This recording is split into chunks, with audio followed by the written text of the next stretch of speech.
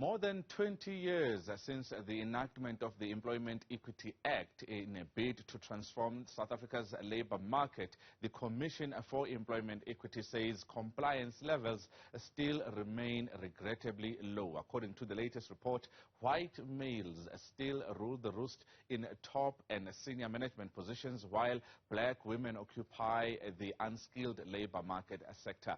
Tabea Kabinde is the chairperson of the Commission for Employment Equity, and she joins us now to unpack the latest report. Thank you very much, Tabea, for joining us. Many people would say that there is no surprise here in terms of the latest findings from the report, and you have been harping at this as the Commission. Why are things not changing in spite of the many fines that you have imposed together with the Labour Department on companies that don't meet the targets? Good evening, Xolani, and good evening to the viewers. Yes, the report doesn't come in as a surprise. We did expect that there will be little movement. As I've said previously, we always see a movement of 1 percentage point per annum at top and senior management in favor of designated groups. And again, this year, we're seeing the same pattern. So, your question was, why is there no movement? We believe that there has not been any movement because the Employment Equity Act, by its very nature, is based on the principle of self-regulation. So employers have within their power to decide what they do, how far they move, and how they move. And as a result, they do it at a pace that feels comfortable and is convenient for them. And at times, it is based on a resistance to the law.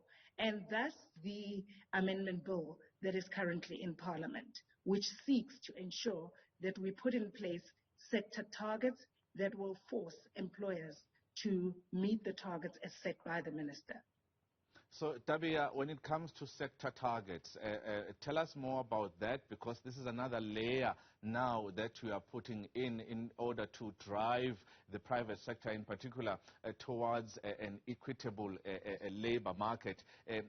What does that have to do with the companies that do business with the state? I heard you talking earlier about you wanting to invoke a new certificate that's going to force employers to either meet the targets and be fined, or risk their business with the state not being cancelled, basically, if they don't meet the targets.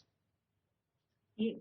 So Section 53 of the Employment Equity Act has always been there, but it was never promulgated. And what Section 53 says is that companies that wish to do business with government will have to comply with the Employment Equity Act, and it empowers the Minister to issue a certificate of compliance such that those companies that cannot produce a certificate of compliance in terms of Employment Equity Act would not be in a position to do business with government or state-owned enterprises. So this part, this clause, Section 53, has always been there from 1998, but it was never promulgated. And what we have done then as part of the amendment bill is to seek to promulgate Section 53. Now, how the sector targets fit, let me first just go back and talk to the different elements of compliance in order to get the Section 53 certificate. There are 3 areas of compliance that employers will have to demonstrate. So the first one is sector targets, and what sector targets are about is that the amendment bill will empower the Minister to set targets for the different sectors of business. And in each sector, he will set a target for a 5-year period, which employers will have to meet. And these targets will say at top management level within the next 5 years, this is where we expect you as employers in this sector to be in terms of affirmative action and empowerment of black people, women, and persons with disabilities. That's the first criteria of the certificate. The second criteria has to do with compliance to the Act in as far as employers are not discriminating against their employees. And here, when I talk about this part of compliance, it's substantive equality. And how I define it is the lived experience of employees in the workplace. So often when employees feel discriminated against, they have recourse in the form of going to the CCMA to lodge a dispute of discrimination.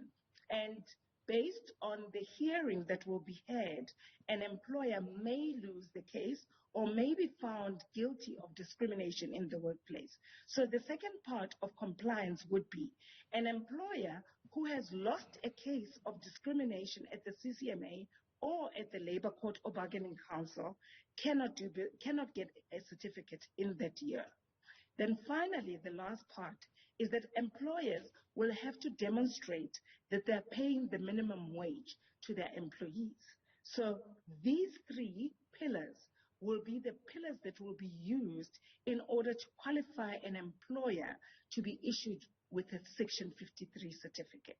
An employer who has a Section 53 certificate will then, in their tendering process, include the certificate, and this certificate will enable them to do business with government. A number of people who have heard you speaking about this are quite skeptical, saying that there are other certificates that are fraudulent that are out there. How are we going to make sure that these companies don't actually do that in terms of making a fraudulent certificate in order to continue doing business with the state? Are there measures to control that? Yes, there are measures to control that. And if you, an employer, employers that have submitted their EE reports will know how our system works. Our system works, it's not controlled by human beings. It's a system that works on its own. If you submit your report and you press submit and there are no errors on the report, automatically the system itself will issue you with a letter to say that you have submitted the report and therefore you have been compliant. At this stage, it's just a letter. This letter works in terms of the BEE certificate, where employers need to produce that to show that they've complied. The same process will be followed. So the system itself, once you've declared that you're paying minimum wage, once the system has verified that you have not lost any cases of discrimination with the institutions that I've mentioned, and once you have proved movement towards the sector targets, the system itself will then issue you with a compliance certificate. So the system is not issued by people, but by the system that does the checks and balances on its own. It's set up in the way that it would be able to do that. One other thing that is not a shock as well to find is the dismal record that South Africa has when it comes to people with disabilities. They aren't, employers are not employing that sector enough. But something new that came up is the concern of the higher representation of foreign nationals at educational institutions, noted at senior management occupational levels. What can you say about those two?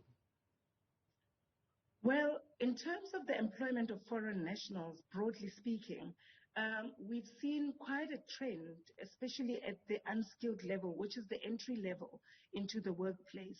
There's been quite an increase of foreign nationals being employed at that level, and that's concerning to us because we believe that those opportunities should be extended to South African nationals. So that's one thing. But the higher institutions of learning have been notorious for advancing more foreign nationals than South African nationals in particular. And when we have engaged this particular sector, they've indicated to us that part of having a standing internationally is that they have to demonstrate the international base of their educators or lecturers. So that is something that they communicate, but we're still not convinced that it needs to be this high. So it is an issue that will be dealt with, again, with the sector targets, because in the sector targets, we don't have targets for foreign nationals. But instead, we put targets for designated groups. So they will have to advance designated groups as opposed to foreign nationals in order to get the certificate as well. And when it comes to disabilities, that designated group, it's another dismal record as well. Correct.